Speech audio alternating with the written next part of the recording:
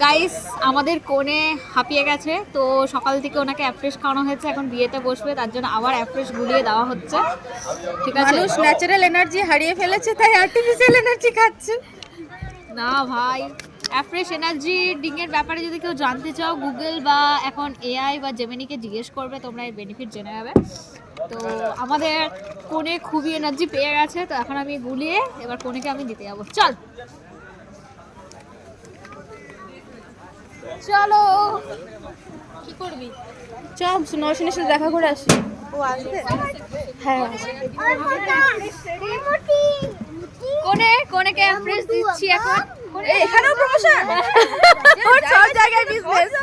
Puja please energy কোণে আপনি নিজে বলে সকাল দিয়ে খেয়ে কি এনা সত্যি এটা তাহলে প্রমোশন আমার নাম্বারটা নে, আমাকে এগুলো সাজেস্ট ঠিক আছে, করিস।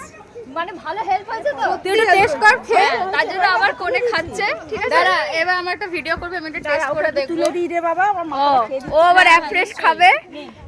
দাঁড়া ফটোটা তুলে নি। আচ্ছা ঠিক আছে, আমার সাথে একটা তুলে নে। আচ্ছা এটা এনার্জি ড্রিঙ্ক তাই তো? Energy drink.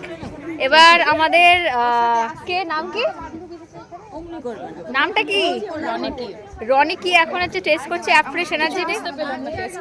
টেস্ট কিছু বোঝা যায় না, এটা এরকম জল জল লাগে, কিন্তু যখন যাবে আধা ঘন্টা পর মন নয়, এটা এমনি গন্ধ শুনতে হবে না। ঠিক আছে, চলো খাও খাও খাও। ঠিক আছে, ভালো লেগেছে? খুব ভালো খেতে।